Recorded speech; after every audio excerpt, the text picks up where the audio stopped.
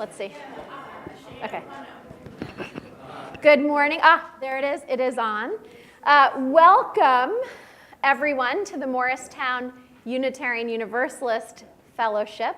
Welcome to all of you who are with us in this room and all of us who are with us in virtual rooms this morning. We're so glad you're here. If it is your first time visiting with us, my name is Alison Miller, and I have the privilege of serving this congregation as its minister. And I want to introduce you to the folks who are involved in this morning's service. We have a guest musician this morning. Stearns is away today, and Brent Geyer, and we're delighted to have him back with us. Don Preziosi is our Sunday associate. Nick Walwork, our director of Lifespan Religious Education, is participating. And a special thank you to the tech folks who help us to actually be together, as well as the ushers. And of course, I can't see who's behind the camera right now. Paul, okay, Paul Snellgrove behind the camera. Alex West, Alan Hicks, and Janet Horst are ushers. It takes a village to create worship. Let us open by sharing in an affirmation you often hear me share. Will you repeat after me? There are 3 lines, and at home I invite you to join in as well. It is good to be. Good to be. It is good to be here. It is good to be here. It is so good to be here together, isn't it? And online, you can say it with us. It is so good to be here together. Welcome, one and all. And I turn it over to Don to share a few announcements.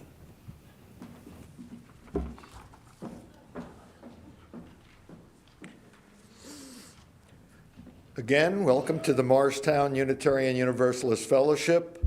As Alison said, my name is Don Preziosi, and I want to welcome you to our spiritual home.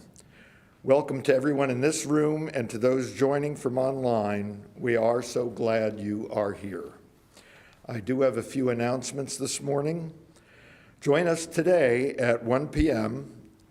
for our next Odyssey presentation featuring the life and story of Arlen Shapiro here in the sanctuary and on Zoom. The link is in today's pastoral update. The Lunch Bunch, which meets at the Florham Park Diner, will not meet today. They don't meet on Odyssey Sundays, but they will meet next week following the second service at 12:45 p.m. at the diner. Oh, you know what, Don? I made a mistake. Because next week is the congregational meeting, right, Carolyn? So they're not going to meet next week. My mistake. That's a very unusual thing. Okay, my next announcement is Allison made a mistake. Another announcement. The second Musar Jewish Values Monthly Study Group will meet today at 4 p.m. It usually meets on the second Sundays, but was moved this month for the Super Bowl last week. You can, priorities, there are priorities. You can register by going to www.uuja.org. Finally, our split collection will go 50% to support our congregation and 50% to the UUA's Side of Love campaign. We invite you to give generously via text, via our website, www.muuf.org, or via cash in our basket or checks in the basket, or you can mail checks in as well, Pony Express, drones, you name it, we'll take it. Welcome one and all to our fellowship.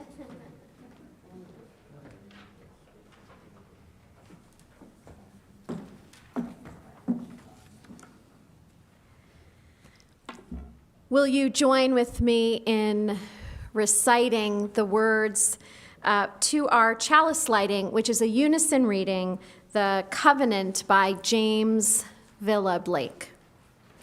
Love is the spirit of this fellowship, and service is its law.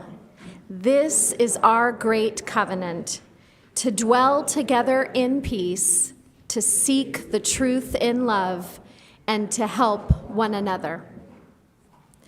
And then Don will join with me in an antiphonal reading. I invite those with me on the right to read number 664. We're going to read the top line, and then this side is going to read the curvy line. So I'll switch over here.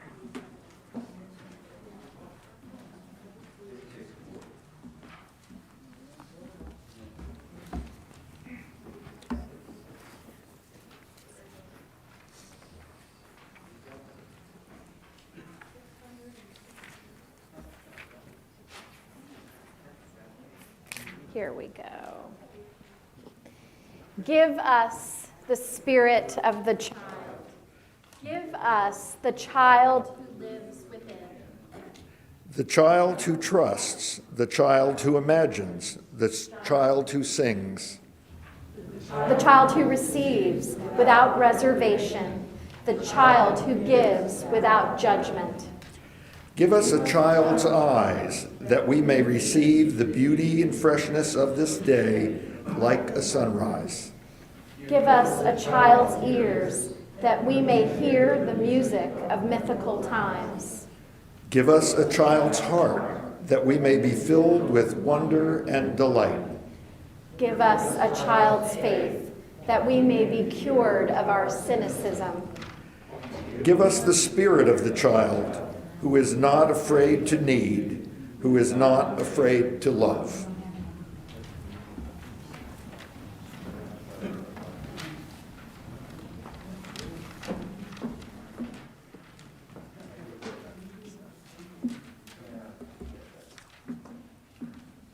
And I invite you to rise in body or spirit for our opening song, number 18, What Wondrous Love. And Brent will be leading us. Thank you, Brent. And we will be humming along.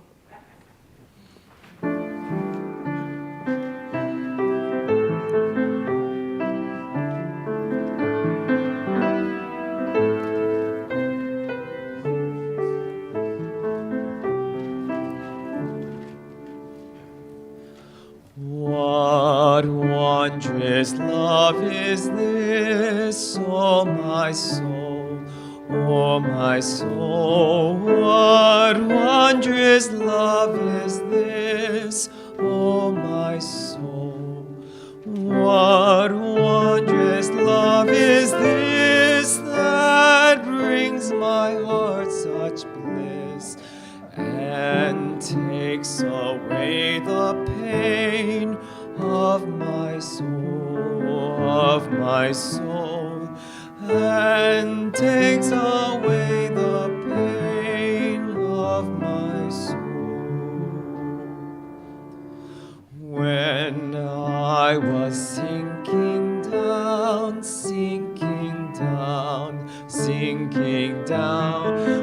when I was sinking down, when I was sinking down beneath my sorrow's ground, friends to me gathered round. Oh my soul, friends to me gathered round. Oh my soul, to love and to all friends I will sing,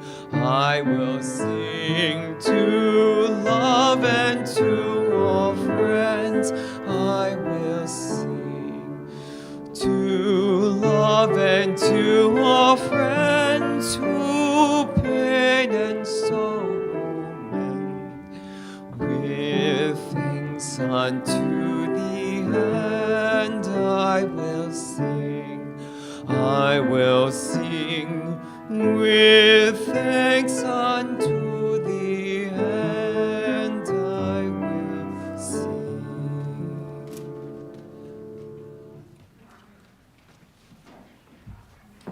Our Time for All Ages is a book called The Good Egg. It's about an egg, but it's really about all of us. So take a look and see where you identify with the egg here. You get the thing there? There we go. I got my PowerPoints in. Better late than never. So it's told from his perspective. Here is the good egg. Oh, hello. I was just rescuing this cat. You know why? Because I am a good egg. A very good egg. It's true, I do all kinds of good things, like I carry your groceries, and I'll water your plants, and I'll change your tires, and I'll paint your house, and if you need help whatsoever, I'm your egg. I've always been a good egg. It's been this way from the start, even in my earliest days back at the store. There were a dozen of us living together under one recycled roof. There was Meg and Peg and Greg and Clegg and Shell and Shelley and Sheldon and Shelby and Egbert and Frank and other Frank.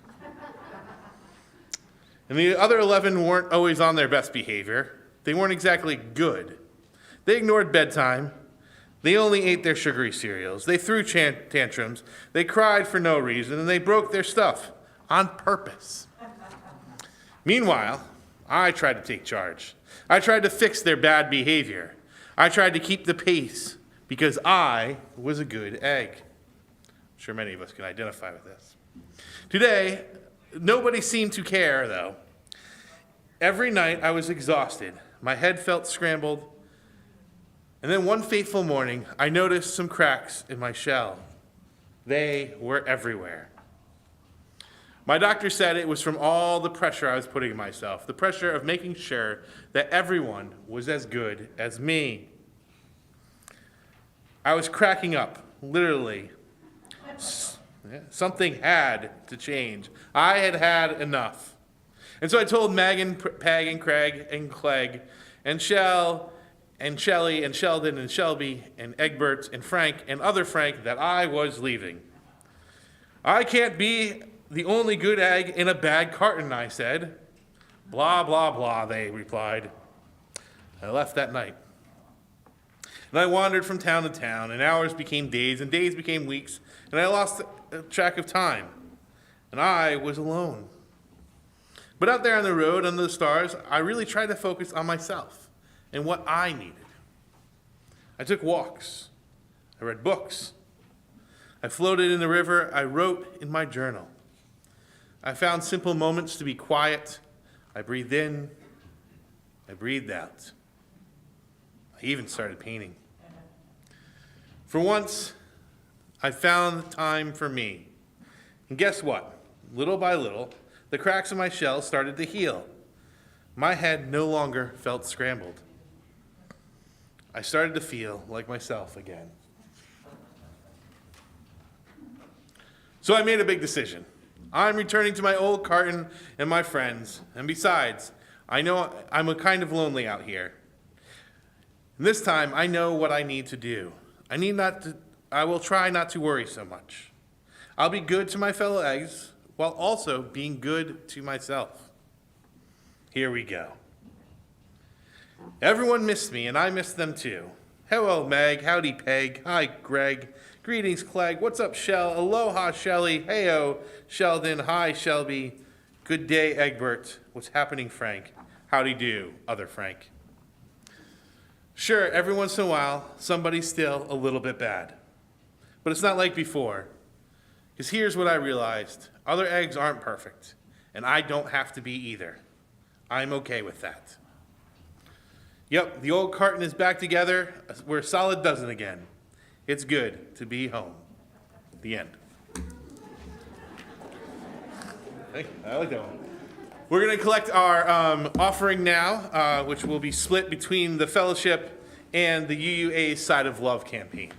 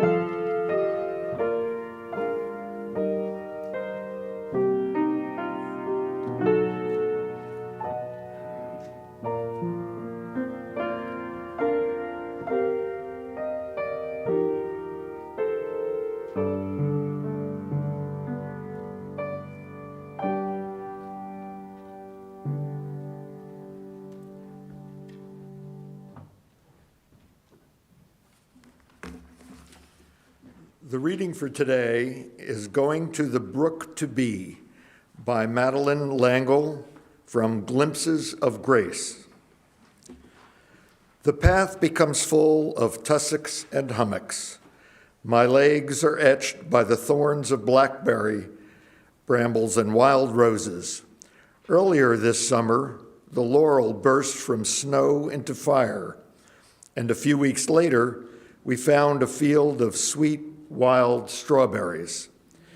And then there are blueberry bushes, not very many, but a few, taller than I am, and to me, infinitely beautiful. I go to the brook because I get out of being, out of the essential. So I'm not like the bush then. I put all my prickliness, selfishness, internedness into my isness. We all tend to, and when we burn, this part of us is consumed.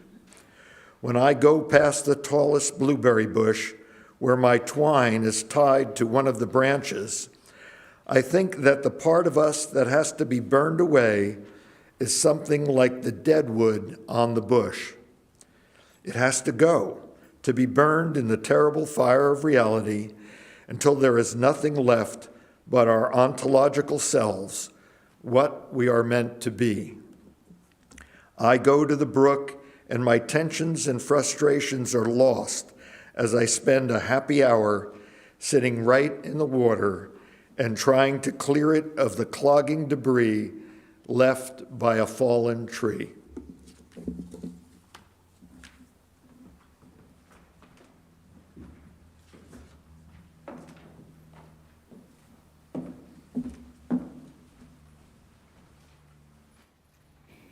It is the time in our service where we honor the milestones and passages that have happened in the lives of our fellow congregants since we last met. Our first card is a joyous milestone from Drew Hayes, who would like to wish Janine Torciello a happy birthday. Happy birthday, Janine. May it be a year filled with joy and not too many spikes.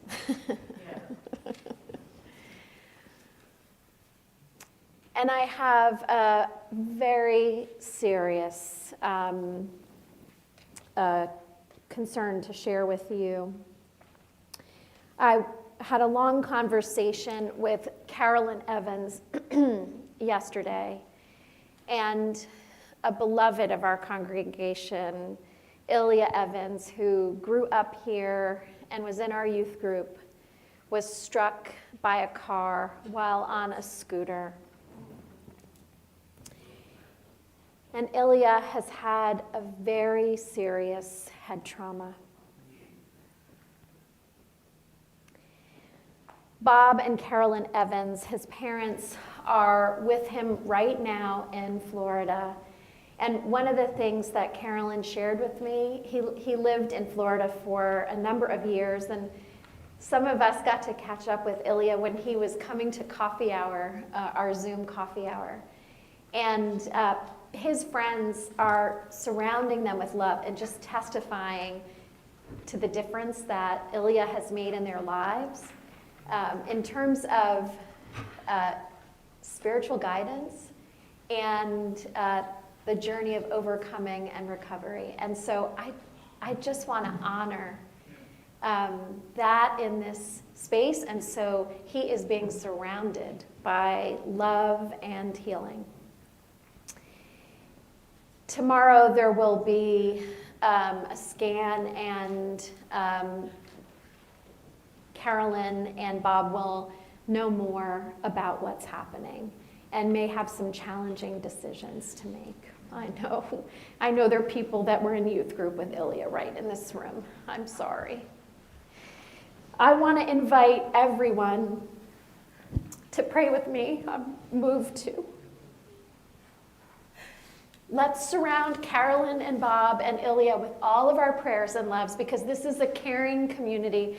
Will you pray with me, and we're going to punctuate our prayer with a ritual, and we're going to sing together Spirit of Life. Spirit of life, love known by many names that flows through this room. Let us surround with all of our prayers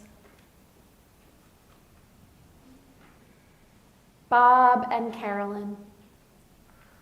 In this time that is so difficult when a parent is supporting their child, may they be guided by wisdom and by love.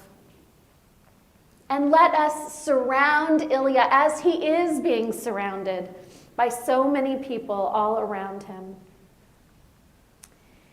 May he feel the love of this community and the love of all of his friends buoying him up in this time. May he know that he is not alone. We surround the doctors and nurses and all the health caregivers. May they be guided by love and compassion and precision, offering the best care and the wisest advice they know how to bring. May this community continue to be a community that offers well springs of care and compassion. And may we journey beside one another on days when we celebrate joys, on days when we fervently hope for healing, and on days that are challenging and filled with sorrow. And I drop a pebble in this bowl to affirm the ways that Ilya has given so much to his community, including this one, and how his life and actions ripple out, and how what befalls the Evans family intertwines and ripples out and affects us all. None of us is alone. And this morning, we pray for the well-being of the whole Evans family. May these ripples extend to rooms online and all the way to Florida. Will you rise in body or in spirit, and let us sing together our healing song, Spirit of Life.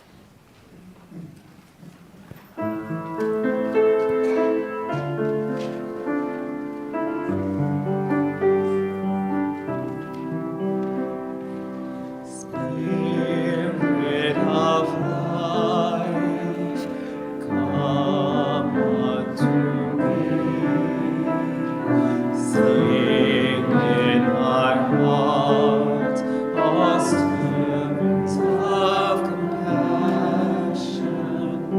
Blow in the wind, rise in the sea.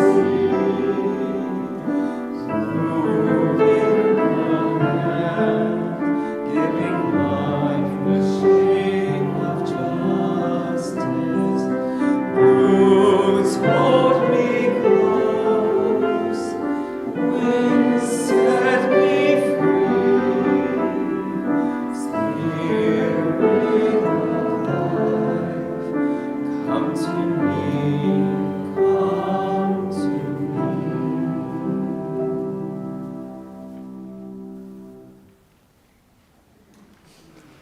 And I want everyone to know that there is a link that's just gone up today to a Caring Bridge site that we will share with you so that we can know what's happening with Ilya and be able to support Bob and Carolyn and Ilya in the days ahead.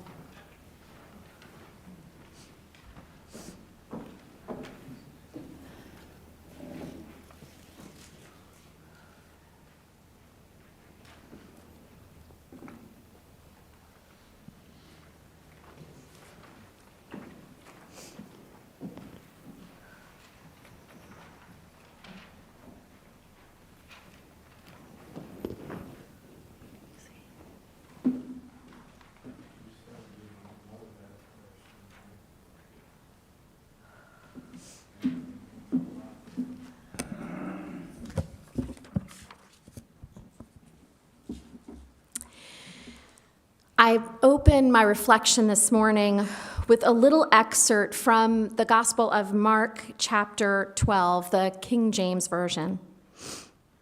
And one of the scribes came, and having heard them reasoning together and perceiving that he had answered them well, asked him, "Which is the first commandment of all?"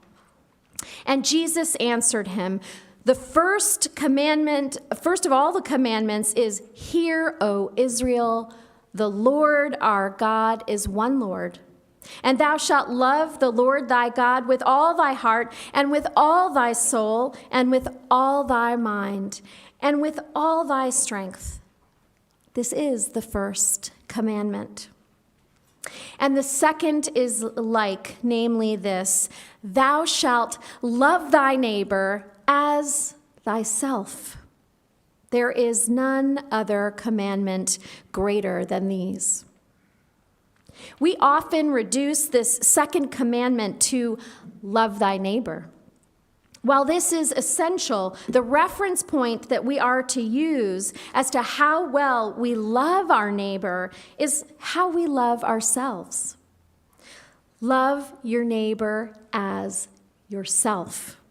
Self-love is the measure for our ability to love another person. And yet there are times that we may struggle to care for ourselves and find it easier to care for others. For example, I think about the healthcare workers that are in this room, the teachers in this room, the parents and grandparents, clergy, colleagues around the country, the caregivers, and our care team volunteers. And I'll lift up Diane Marks, right, a retired nurse and our care team chair in the midst of this pandemic. When your professional role or your family role is to center the well-being of others, there are times when you can lose your balance, can be a little off kilter, or like our egg, cracked up a little bit. As the airline staff remind us at the beginning of every flight, should there be a crisis, don't forget to put your oxygen mask on first before helping your neighbor with theirs, even if that's your child. Self-care is a source of care for another. If you have forgotten to take the time to breathe, to care for and love you while trying to care for and love others, then I invite you, maybe turn that second commandment around. Maybe love yourself as you would a neighbor, as you would a child. Embedded in the first two commandments are three important relationships, and all three are necessary to leading a meaningful and a sustainable life. Love what is holy, love what is human, and don't forget to love the human that is you. This sermon is about that last relationship, about how compassionate, just, and loving you are to yourself. The last 2 years of the pandemic have taught us many things about ourselves and our society. It has been an emotionally, spiritually, and physically taxing time for many. For some, the balance of personal health and care in all these dimensions is off kilter. And there are a number of manifestations of this truth. Mental health challenges and addiction is on the rise. Psychologists are telling us that their practices have never been fuller, and liquor stores have never been busier. The Great Resignation is happening especially among the helping professions. The COVID-19, much like the freshman 15 people talk about, the 19 pounds that many people may have gained over the last 2 years, Parents are exhausted, so many having been without the village they rely on in isolation. There are many manifestations of the challenges and barriers to self-care. Many of you have shared both how much you appreciate the ways that we have connected throughout this pandemic, and also how much you have missed the ability to be together physically with all the separating that we've had to do. This is a time of re-examining what has worked well in terms of self-care and community care, and what hasn't worked well. May we learn about our individual and collective needs from this time, and not just hurriedly rush from here to get back to normal without the growth, the change that is possible in this liminal time.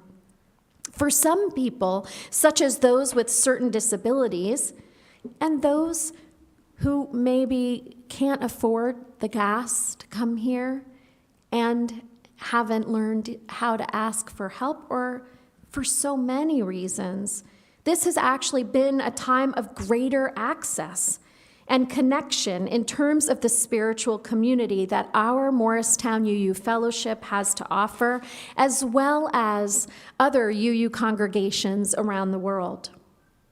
For others, this has been a time of great disconnection. May we learn and change and grow into a home with many windows and doors that open and allow people to join us in ways that are nourishing to them. So to all of you who are online, for whom that is a pathway to being with us, we're not closing that door. And if for some reason someone you know isn't here because they can't afford the gas or don't have a car, I have a minister's discretionary fund for that purpose, as well as others. Let us open all the doorways into our spiritual home. For all of us, we have spent quite a bit of time by ourselves or with a smaller pod. How has this time been? Have you taken this time as an opportunity to get to know yourself better, or again at this age and stage? Or if you're one of the folks for whom the pandemic has been busier than life before, with nary a moment to yourself, maybe as we emerge, you might figure out how to find time for you to be with you. To love ourselves fully, we have to know ourselves fully, our gifts and our failings, our joy and our pain, our beauty and the things we may not find so beautiful, our longing, our fear, our strength, and our frailty. The task of knowing ourself rather than the projection of ourself is not always as easy as it might seem. The powerful projection of who we think we are or who we hear we are is created by the filter of what we have come to believe about ourselves based on maybe our family of origin or our friends or the dominant culture we live in and the assessment of what media and society are telling us to be. And our sense of ourselves in interactions, playing, learning, and working, whether or not the current opportunities in these arenas draw out the best in us or those with whom we come into contact.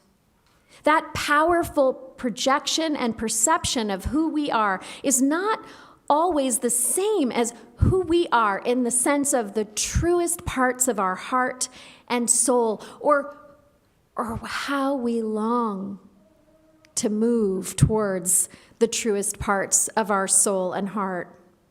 Part of spiritual maturity is about gaining clarity about the difference between the projection and the perception and what is real for us and what matters deeply to us, and learning how to act accordingly in the world. It sounds so simple. Love what is holy, love what is human, love what is you. But the voices inside our head that champion projections and perceptions can create such a busyness and commotion that the world outside of busyness and commotion can pale in comparison. These projections, if they are present, prevent us from getting to the heart of the matter, knowing who we are and long to be, so that we might love both what is found there that could represent the spark of the divine, as well as what may be found there, which lays bare our humanness, our vulnerability, our soft spots. For how can we truly love what we don't know or understand? I don't know if any of you remember a television show called Herman's Head. It was a predecessor, if you will, to Inside Out. I'm guessing, how many saw the movie Inside Out? A few. It's a great Disney movie. I commend it to you regardless of your age. But Herman's Head was the first to do this particular thing. It launched the fall of my senior year of high school, and it made an impression. The show was about a young man, Herman, and the four voices who lived in his head, who represented parts of him, but also the appetites and projections of society about what a man should be and want in the early 1990s. Most of the episodes were about him learning how to sift between what the voices wanted and what he wanted and who he was. It was a sitcom, and there was plenty of laughter as lust fought with anxiety, as compassion and sensitivity fought with the intellect. And in Inside Out, there are 5 characters fighting for control over the mind. And we may have voices in our head who fight for control, even if the voices are different. But you are not one thing. You are not who you are on your worst day alone or your best day alone. You are many things. You are not what the voice of pride says you are. You are not what the voice of greed says you are. You are not who the voice of anger says you are. You are not who the voice of shame says you are. You're not what the voice of pity says you are.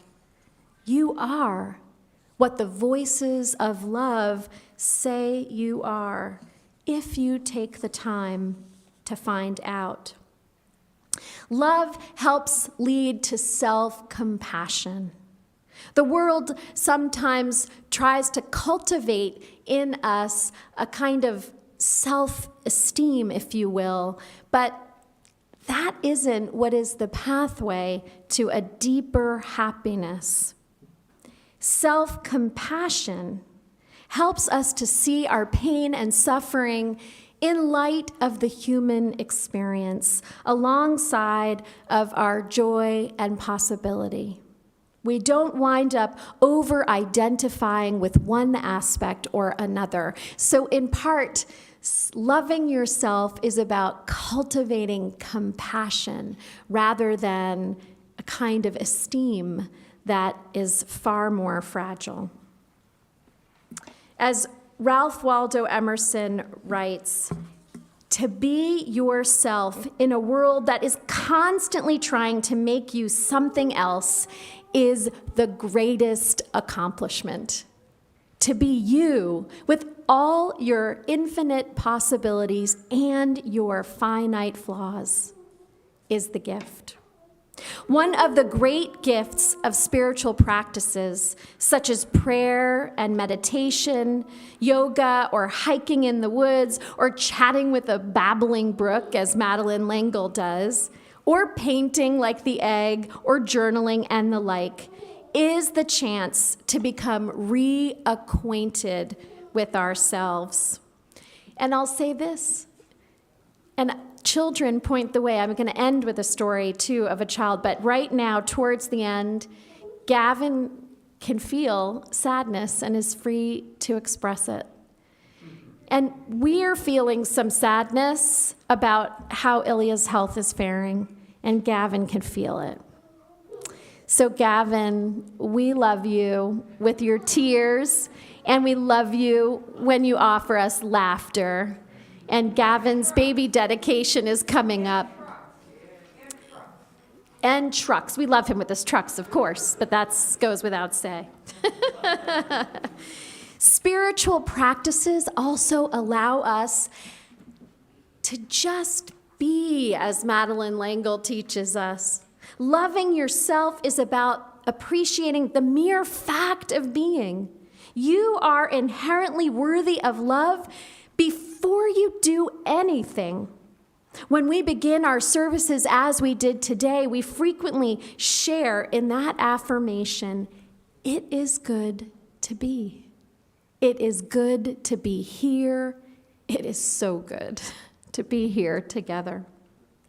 In that affirmation is a lesson that I carry in my bones. When I was a child, coming in touch with some of the big questions of life, I was going through radiation treatments every day after school. My body had already been weakened by surgery, and I was about to begin chemotherapy. But I was trying to keep up with everything. I didn't want to fall behind in school.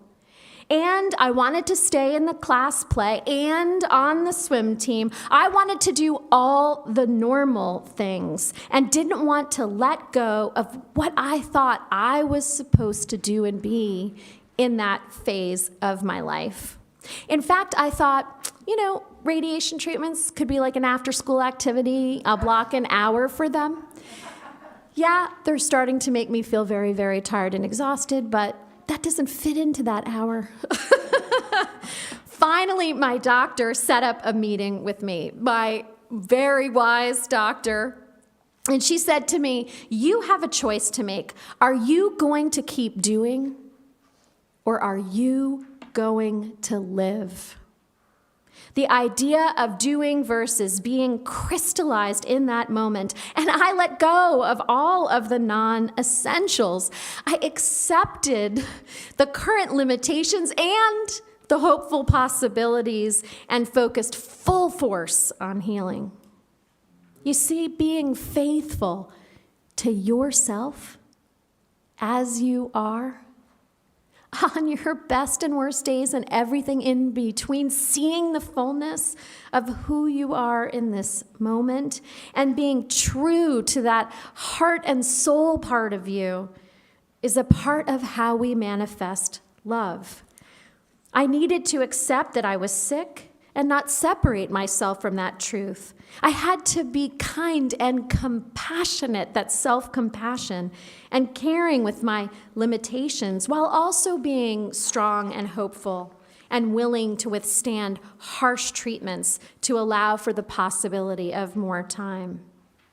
One thing a pandemic brings to the fore is that right here, right now, this is the time that we have.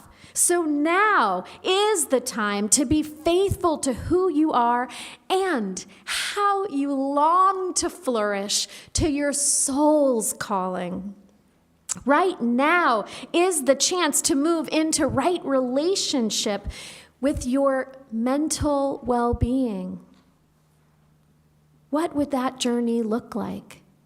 Maybe someone needs to forgive themselves for something they can't let go of. Right now is the chance to move into right relationship, trusting relationship with yourself around your physical well-being. What are the activities that are calling to you that might draw out your strength or your your creativity. Right now is the chance to move into right relationship with your spiritual self, with your spiritual well-being. Maybe today is a chance to delve into one of our 6 sources of inspiration. Maybe the first about direct experience of transcending mystery and wonder.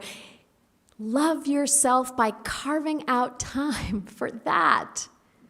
Actually, maybe a cold day with the right clothes is the perfect day to journey in the woods. Maybe today is the right time to spend time meditating on the words of the Buddha. What is it that would help you be in right relationship with your spiritual self? And I love that image that the Buddha offers when he's talking about cultivating compassion for ourselves. He invites us to conjure up the image of a mother loving her child, whether or not your own mother conjures up that image, to conjure that image of a loving mother holding her child and what she would whisper in their ear. Say that to you. Loving yourself might mean acting like a neighbor and friend on your worst day. Often, a friend or a neighbor is capable of being much kinder and more compassionate when we make mistakes. And we are capable of being much kinder and compassionate with a friend or neighbor who makes a mistake. Share that voice if that works for you.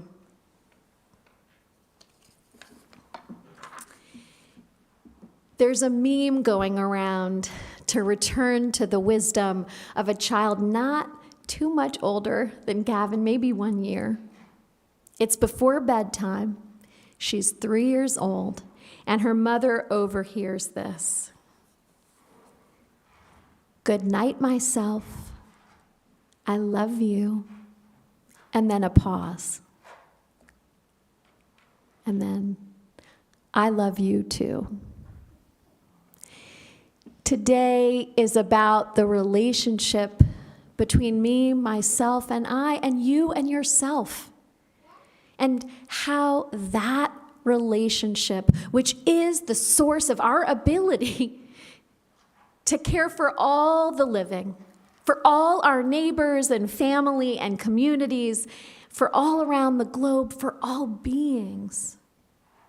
If we can learn to love who we are and to allow that love to guide who we are becoming. And remember these words from Elizabeth Cady Stanton, a famous Unitarian from the past, an ancestor. Nature never repeats herself, and the possibilities of one human soul will never be found in another. So now is the time, friends, to love yourself as fully as you know how. And if you feel you're at the beginning of that journey, just take the next step because you're worth it. Amen, and blessed be, and may it be so. And let us close by singing together our final song, which I've now lost. Oh, here. Yes, voice still and small. Let us listen to it. Let us rise. Number 391. And Brent will lead us, and we will hum alongside with him.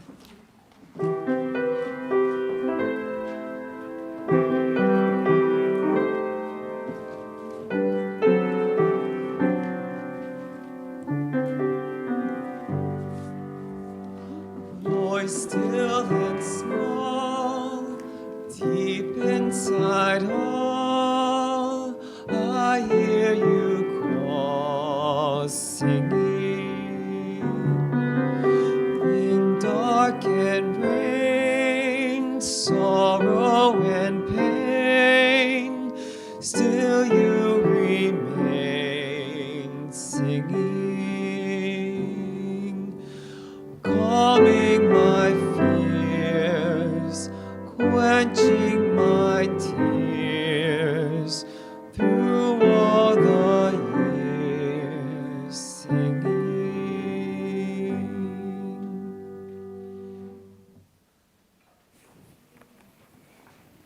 And our closing words are often words described as having come from John Murray. Our Universalist forebears taught us a lot about love, the spirit of love. And these are written down by Alfred Cole. Go out into the highways and the byways. Give the people something of your new vision. You may possess a small light, but uncover it and let it shine. Use it in order to bring more light and more understanding to people and to their hearts. Give them not hell, but hope and courage, and preach the kindness and everlasting love of God. May each one of us come to know that still small voice within, that spark of the divine, that spark of love, and may we indeed share it with the world. Blessed be, and go in peace. Thank you.